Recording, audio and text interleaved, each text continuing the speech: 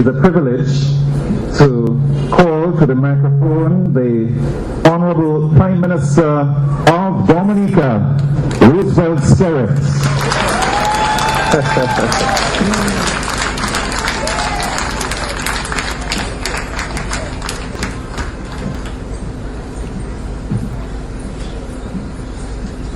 When I looked at the program after the formal opening, I was disappointed that my name and my cultural group was not listed.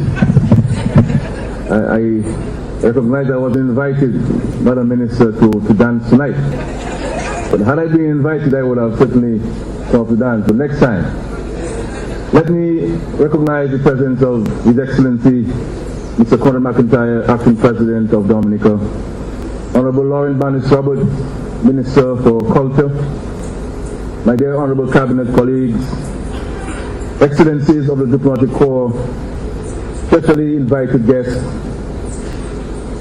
Mr. Raymond Lawrence and members of staff of the Cultural Division, the Most Reverend Calvin Greenaway, Chairman of the Dominican Christian Council, and Monsignor John Lewis, fellow Dominicans, well-wishers of Dominica, friends all, good evening. My fellow Dominicans, it is indeed a pleasure to address you on this pleasant and enchanting evening as we officially commence celebration for the 31st anniversary of our independence.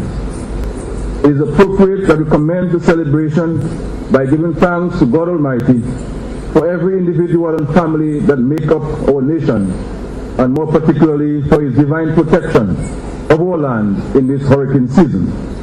Let us all pray that this protection continues. History teaches that it was the French Revolution, with its resounding cry for liberty, equality, and fraternity, that introduced to people everywhere the notion of the right to their own nationality. The French, the revolutionary generals of the day proclaimed that, and I quote, nationality was not a matter of political frontiers or round skulls and broad noses, but a matter of the heart and soul, end quote. Tonight, I want to share with you some thoughts about the heart and soul of our nationality. It is recorded that the harsh nature of Dominica's terrain defied sustained colonization by the Europeans, unlike the situation that prevailed in many other Caribbean countries. It is therefore no small wonder that the generations who survived and made a living in this challenging environment have a natural toughness, resilience, and independence of spirit. These characteristics define the Dominican persona. We are opening this Independence season with the theme Celebrating Progress and Development. Once again, we will be treated to a menu of folklore, worship, dance, cuisine, music, dress, and song that gives unique expression to who we are as a people. It is important that I touch on the practice that was at the heart and soul of the progress we have made and the development we have achieved over the years. This practice prevailed in our rural communities at a time when they were forced to be self-reliant because of non-existent communications and transportation infrastructure. I refer, of course, to Kudme, that practice where neighbors and villagers got together and volunteered their time and talent in executing projects for the individual and the common good. Ironically, the wheels of progress and development have dented the spirit of Kudme, as today many of us demand payment before we lift a finger in support of activities to improve the lives of our brothers and sisters. However, there is a remnant that has remained faithful to the spirit of Kudme. That remnant is to be found in the hundreds of you who turn out on our National Day of Community Service to willingly, freely, and happily render your services in a multitude of community projects. I salute your contribution to community and national development. An Independence anniversary is a time not only for celebration, but also for reflection. As we grapple with issues of development and modernization, it is incumbent on us to ask how we want to see ourselves and our nation reflected in the eyes of the world. The heart and soul of Dominica must be portrayed not only in our picturesque rivers, valleys, hills, and mountains, but importantly, in how we treat each other as members of a Dominican family. We do not want to be seen as a nation of warring factions, taking advantage of our constitutional freedoms to use the town as a weapon of violence against each other.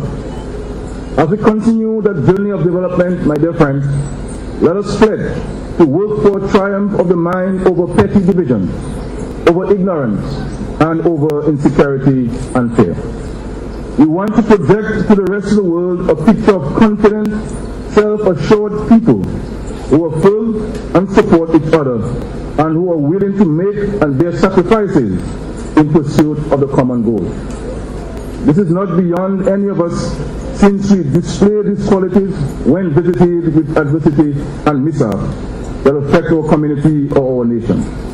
We can kindle the flame of caring and protecting, which is the lifeline of community life in the not-too-distant past.